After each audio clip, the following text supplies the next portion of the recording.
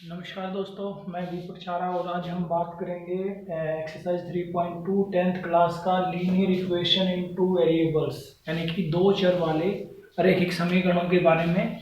तो सबसे पहले इनकी नेचर की हम बात कर लेते हैं कि जो दो चर वाले समीकरण होते हैं, टू वेरिएबल्स की जो इक्वेशन होती है वो इस टाइप की होती है। 3x + 5y = 6 इस टाइप की हमारी जो है लीनियर इक्वेशन होती है, रैखिक समीकरण होती है। तो अब इसमें इसकी ग्राफ की लाइन इसका ग्राफ हम खींचे तो ग्राफ की लाइन कैसी होंगी, इनका सॉल्यूशन कैसा होगा, तो उन चीज़ों के बारे में पता लगाने के लिए मैं इसको इस फॉर्म में ले लेता हूँ। ये जो जर्नल फॉर्म इसकी है,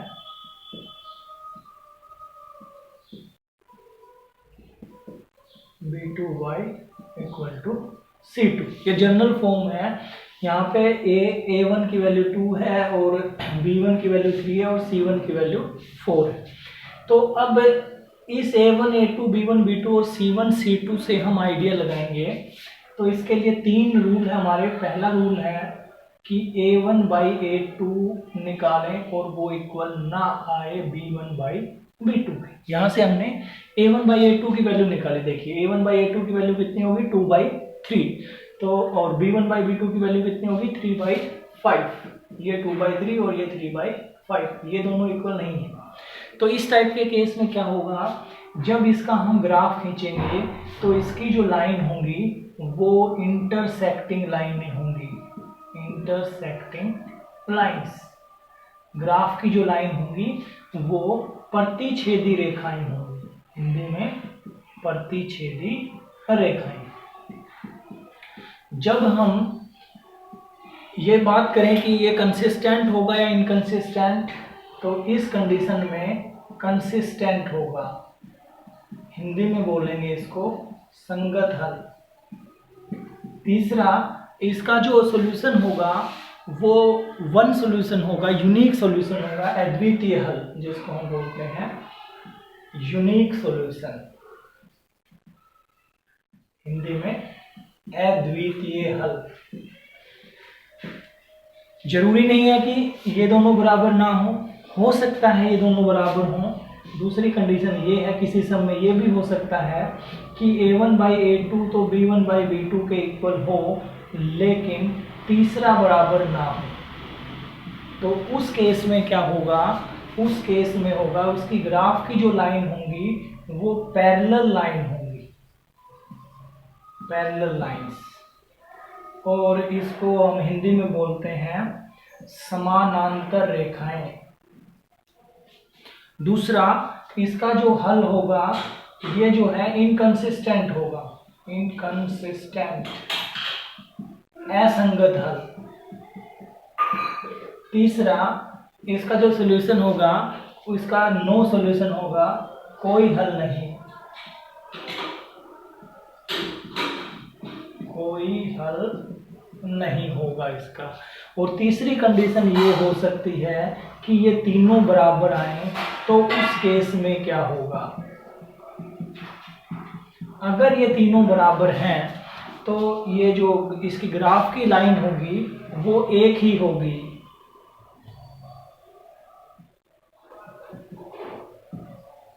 कोइंसिडेंट, समपाती। इसकी ये जो है कंसिस्टेंट होगा, संगत हल। और तीसरा, इसका जो हल होगा वो बहुत से हल होंगे, infinite many solution,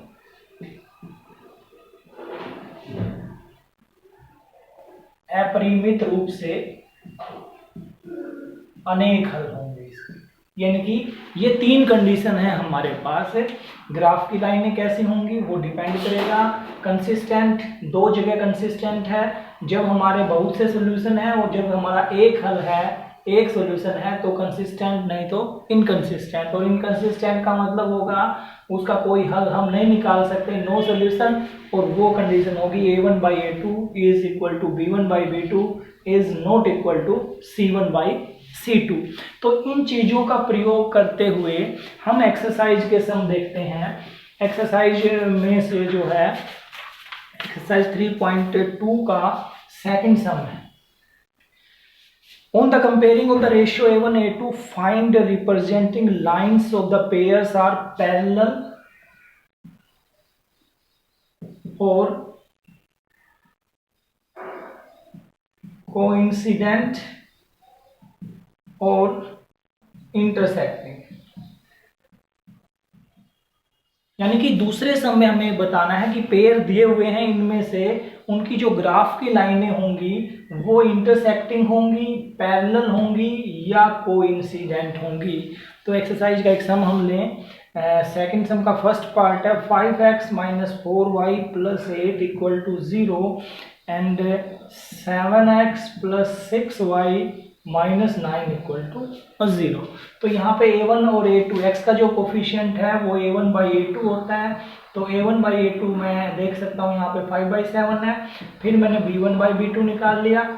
b1/b2 y का कोफिशिएंट है, 2 2 जा 4 और 2 3 जा 6, ये 2/3 है। तो यहाँ पे ये दोनों वैल्यू जो हैं वो इक्वल नहीं आई। a1/a2 is not equal to b1/b2। तो ये इक्वल नहीं है। तो सबसे पहली कंडीशन हमारी बनती है इसकी ग्राफ की लाइनें जो हैं वो प्रतिच्छेदी रेखाएं होंगी, इंटरसेक्टिंग लाइंस। फर्स्ट सेकंड सम के जितने भी पार्ट हैं उनमें हमारे पास यही पूछा गया है कि इसकी ग्राफ की लाइनें कैसी होंगी। तो सिर्फ जो है हमने a1/a2 निकालना है और उस b1/b2 और c1/c2 और उसका यूज करते हुए हम कह सकते हैं कि इसकी ग्राफ की लाइनें जो हैं वो ऐसी होंगी। फिर तीसरे सम की अगर बात करें हम, तो तीसरे सम में इसने पूछा है आपने कंसिस्टेंट और इनकंसिस्टेंट बताना है, यानी कि संगत और असंगत हल बताना है कि संगत हल है या असंगत। तो हम कंसिस्टेंट और इनकंसिस्टेंट देख चुके हैं पहले और तीसरे केस में। जब इसके नॉट इक्वल टू है या तीनों इक्वल हैं तो हमारा कंसिस्टेंट होता है, नहीं तो इनकंसिस्टेंट, नहीं तो असंगत हल होता है, इन दोनों में संगत। तो थर्ड का जो है फर्स्ट पार्ट हमारे पास है क्वेश्चन का, वो है 3x + 2y = 5 और 2x - 3y = 7। तो यहाँ पे मैंने a1/a2 निकाल लिया। a1/a2 जो है वो आएगा 3/2। ये x का जो कोफिशिएंट होता है वो a1 और a2 होता है। b1/b2 मैंने निकाला, वो आया 2/-3। तो यहाँ पे हम देखते हैं कि ये दोनों इक्वल नहीं है। अगर ये दोनों इक्वल नहीं है तो तीसरा निकालने की जरूरत ही नहीं होगी हमें। और ये दोनों इक्वल नहीं है तो कैसा हल होगा उसका? संगत हल होगा, यानी कि कंसिस्टेंट। इसी का एक पार्ट और देखें अगर हम, इसी सम का थर्ड पार्ट अगर देखें तो थर्ड पार्ट में हमारे पास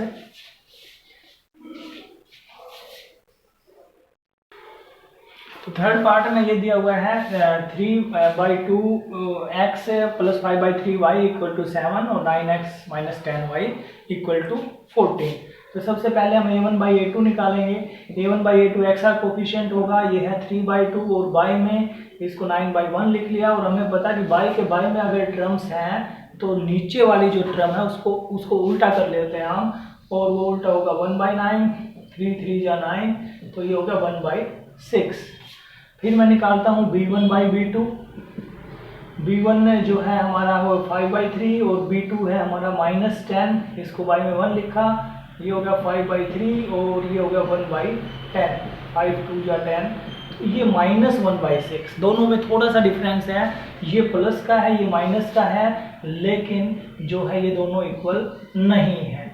और इक्वल नहीं है तो इसकी जो है इसका हल जो होगा वो संगत हल होगा, यानी कि कंसिस्टेंट। इसी सम का एक पार्ट और देख लेते हैं हम। फिफ्थ पार्ट जो है वो दिया हुआ है 4/3x + 2y = 8 और 2x + 3y = 12। तो इसमें भी वही उसी तरह से a1/a2 हम निकालेंगे। a1/a2 कितना होगा 4/3 और y में 2/1। जो x का जो कोफिशिएंट होता है वो a1/a2 होता है। तो ये होगा 4/3 और 1/2, तो 2 2 जा 4, ये होगा 2/3। फिर b1/b2 होता है y का कोफिशिएंट, ये 2/3 है ही। अब ये तीसरा c1/c2 और निकालते हैं, वो है 8/12, 4 दूनी 8 और 4 तिये 12। तो यहाँ पे हमने देखा कि a1/a2, b1/b2 और c1/c2 तीनों जो हैं वो इक्वल आए हैं, सारे के सारे इक्वल हैं। और सारे के सारे इक्वल हैं तो इसका जो है संगत हल होगा, कंसिस्टेंट। क्योंकि जब हमारे तीनों इक्वल होते हैं तो उसके इनफाइनाइट मैनी सॉल्यूशन होते हैं, अपरिमित रूप से अनेक हल होते हैं, और वो कंसिस्टेंट होता है। जिसका सॉल्यूशन नहीं निकलेगा वो सिर्फ वो इनकंसिस्टेंट, और जिसका चाहे एक सॉल्यूशन निकले या बहुत से सॉल्यूशन निकले, उन दोनों केसेज में वो हमारा कंसिस्टेंट होगा, संगत हल। और असंगत जब होगा जब वो नहीं निकलेगा। बस इस चीज का ध्यान रखना हमने। नेक्स्ट है four sum which of the following pair of the linear equations are consistent, inconsistent, if consistent obtain the solution graphically.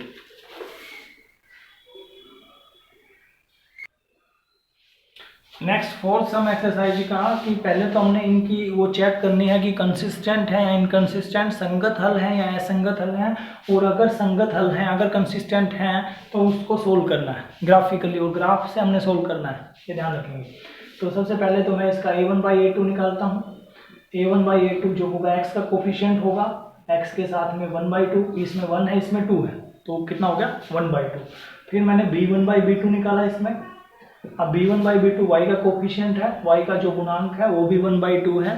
फिर c1/c2 मैं निकालूंगा, c1/c2 5/10, वो भी कितना है 1/2। तो ये यहाँ पे हम देखते हैं कि तीनों इक्वल है, a1/a2 equal b1/b2 equal c1/c2। और अगर तीनों इक्वल हैं तो क्या होगा, कंसिस्टेंट होगा, संगत हल होगा। अब संगत हल होगा और उसकी ग्राफ की जो लाइन होगी वो समपाती होगी। समपाती मतलब कोइंसिडेंट। कोइंसिडेंट क्या होता है कि दोनों की लाइन जो है ग्राफ की वो क्या होगी, सेम होगी। इससे हम इक्वेशन से खींचे या इससे खींचे, दोनों से क्या होगी, सेम होगी। तो इस y को मैं इधर ले आया। अब इसका ग्राफ क्योंकि हमने खींचना है तो इसके लिए मैं टेबल बना लेता हूँ। टेबल में एलिमेंट्स में लिखूंगा y की जगह मैंने 4 लिखा, 4 लिखूंगा तो 5 - 4 x की वैल्यू 1 आएगी।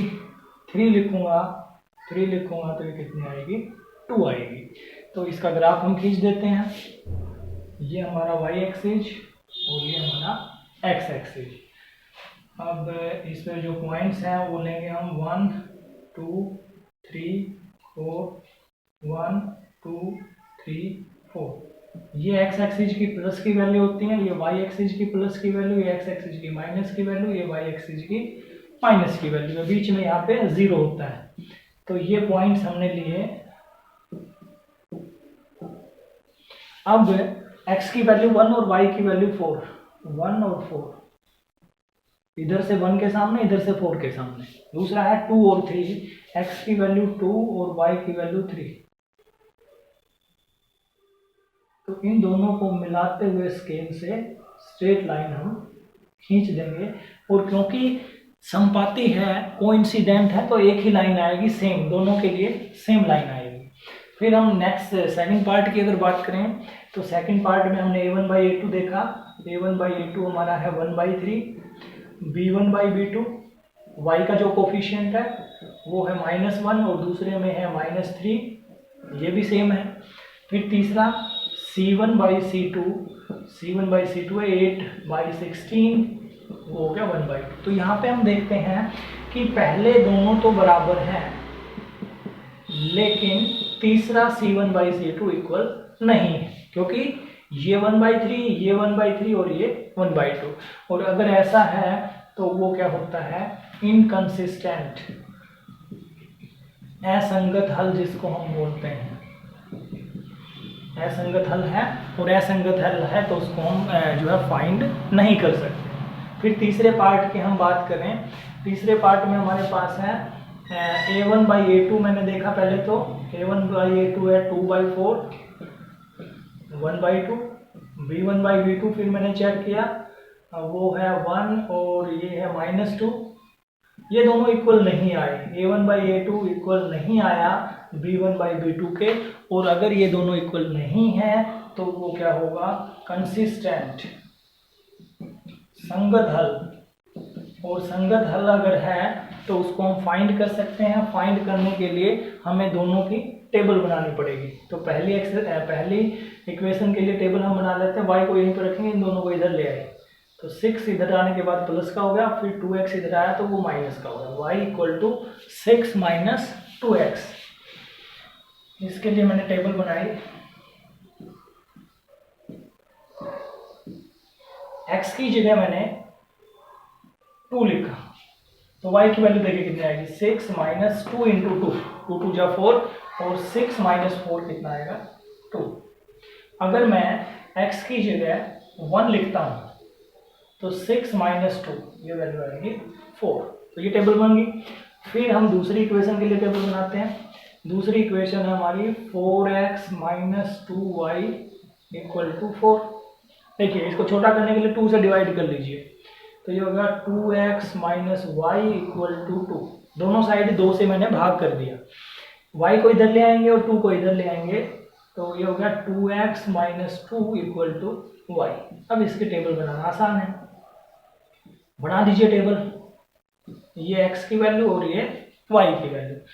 x की जगह में जैसे ही मैंने 1 लिखा y की वैल्यू आएगी 0, x की जगह मैंने 2 लिखा, 2 दूनी 4, 4 - 2 यानी कि y की वैल्यू कितनी आएगी, 2। तो ये दोनों जो है टेबल हमने बना लिया। अब इसका हम ग्राफ खींच देते हैं, तो ग्राफ खींचने के लिए यहीं पे मैं जो है इसको कर लेता हूँ। इसके लिए खींचता हूँ 1 0, x की वैल्यू 1 और y की 0, ये पॉइंट होगा, और x की वैल्यू 2 और y की वैल्यू भी 2, इन दोनों के सामने ये पॉइंट होगा। तो इन दोनों को मिलाते हुए हम स्केल से मिलाएंगे बिल्कुल, और ये लाइन हम इसके लिए खींच सकते हैं। फिर दूसरा था हमारा ये टेबल, x की वैल्यू 2 y की 2, यही पॉइंट, और x की वैल्यू 1 और y की वैल्यू 4, ये पॉइंट। तो इन दोनों पॉइंट्स को मिलाते हुए जो है हम ये लाइन खींच देंगे। अब क्योंकि देखिए हमारा कंसिस्टेंट आया था और a1/a2 not equal to b1/b2 था, तो हमने जो स्टार्टिंग में देखा था कि इसकी लाइन जो है वो प्रतिच्छेदी रेखाएं होंगी। प्रतिच्छेदी का मतलब एक दूसरे को काटने वाली रेखाएं होंगी, इंटरसेक्टिंग लाइंस होंगी, और वही यहाँ पे शो होता है। तो इस तरह से हम ये फोर्थ सम हमने किया।